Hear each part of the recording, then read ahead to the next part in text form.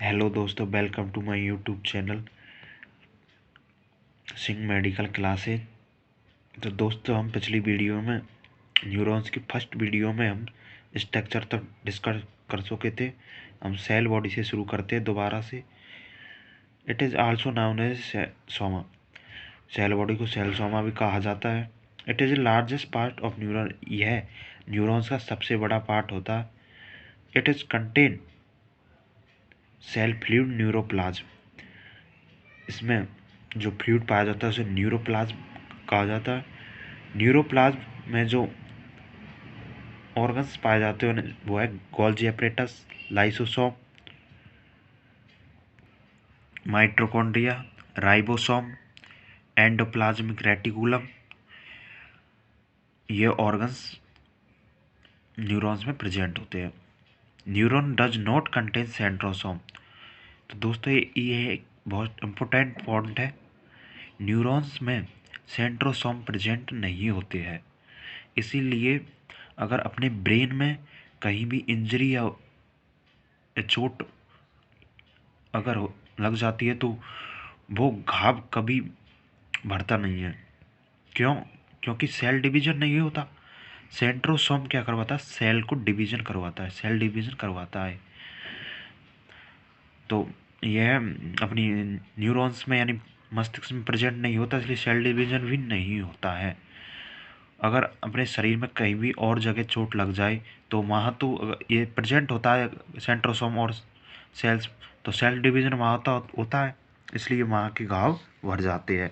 लेकिन मस्तिष्क का घाव कभी नहीं भरता। अगर मस्तिष्क में चोट या इंजरी लग जाती है तो वो कभी नहीं भरता उसका घाव, तो वो इसी की वजह से नहीं भरता। तो अब बात कर लेते हैं निस बॉडी और ग्रेन्यूल्स। निस बॉडी क्या होती है और ग्रेन्यूल्स क्या होते हैं? Endoplasmic reticulum of neurons is called a निस बॉडी। एंडोप्लाज्मिक रेटिकुलम को ही निस बॉडी या ग्रेन्यूल्स बोला जाता है। इसका फंक्शन क्या होता है देख लेते हैं। The function is Nissl body protein synthesis. ये प्रोटीन सिंथेसिस में सहायक है। Function of cell body,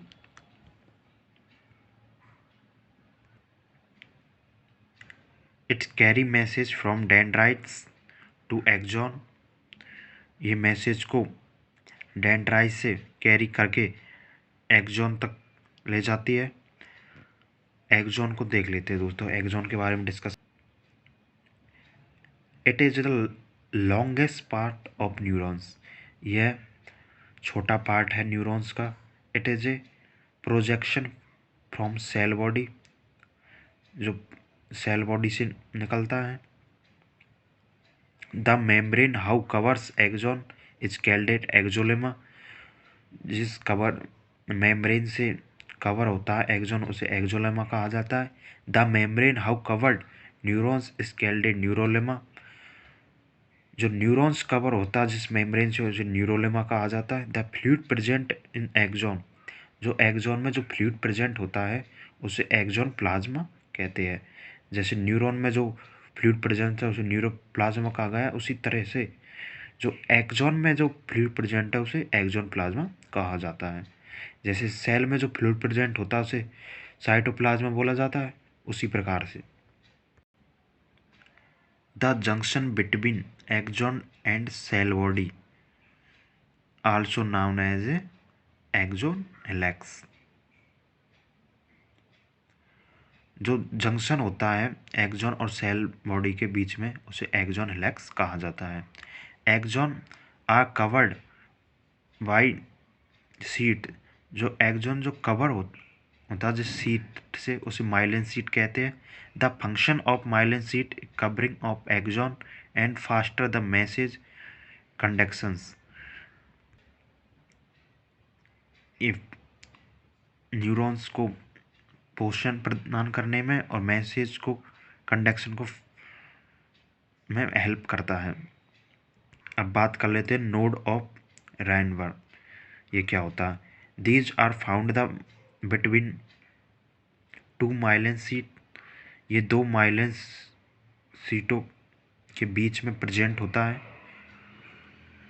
function of node of Ranvier foster the neuron transmitter, इसका काम पोषण प्रदान करना न्यूरॉन ट्रांसमीटर को।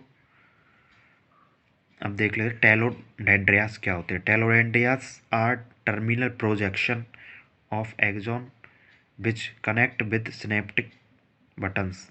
ये प्रोजेक्शंस होते हैं टर्मिनल टेलोडेंड्रियास एक्सॉन से निकलते हैं और सिनेप्टिक बटन से कनेक्ट होते हैं। Synaptic button contain acetylcholine, synaptic button में एसिटाइलकोलिन प्रेजेंट होता है।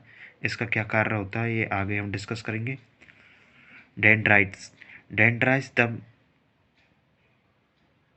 that are the projection of cell body,